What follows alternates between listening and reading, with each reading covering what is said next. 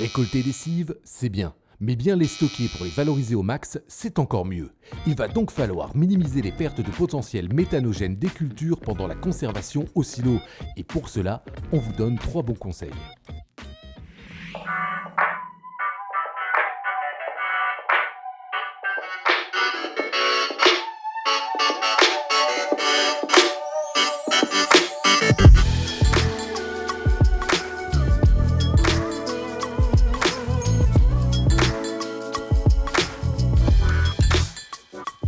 Pour obtenir ces conseils, nous avons rencontré Clément Van Wilierberg, doctorant en CIFRE qui a rédigé une thèse sur le stockage et le pré-traitement des cultures multiservices environnementaux avant leur méthanisation.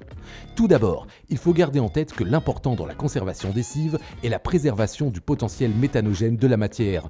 Dans ce cadre, la fermentation de l'ensilage n'est pas un problème.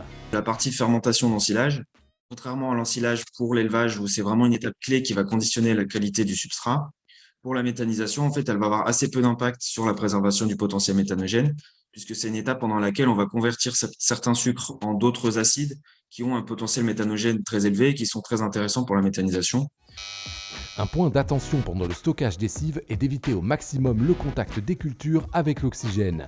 En effet, si l'oxygène entre dans le silo, il va permettre à certaines bactéries de consommer la matière, ce qui va provoquer des pertes d'énergie sous forme de chaleur. Et on estime que sur un silo qui est peu ou mal couvert, en fait, on va avoir une perte de potentiel méthanogène qui peut atteindre jusque 50% sur le mètre supérieur en fait, qui est au contact avec l'air, ce qui représente des pertes très significatives à l'échelle du silo entier.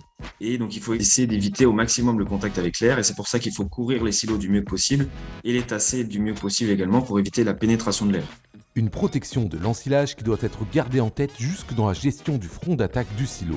Lorsqu'on va venir ouvrir le silo pour consommer la matière, en fait on va ouvrir une porte d'entrée pour l'oxygène. En fait, si on a une vitesse d'avance qui est suffisante, on va pouvoir limiter les pertes de l'ordre à 5-10%.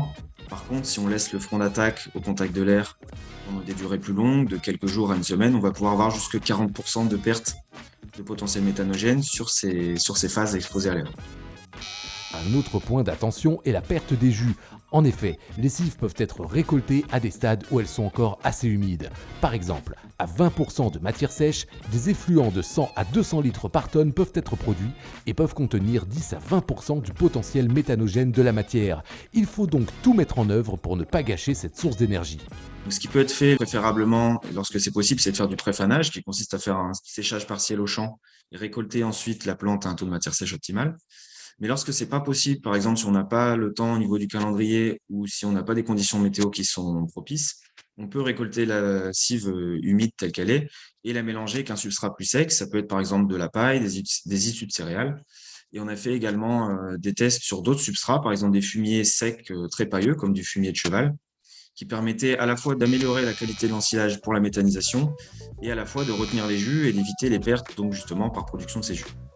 Tous ces éléments seront détaillés dans des fiches techniques réalisées par Clément en partenariat avec Carvalis et l'AMF et qui paraîtront dans les semaines à venir. Quant à nous, on se retrouve le mois prochain sur une autre thématique pour devenir un expert du biogaz.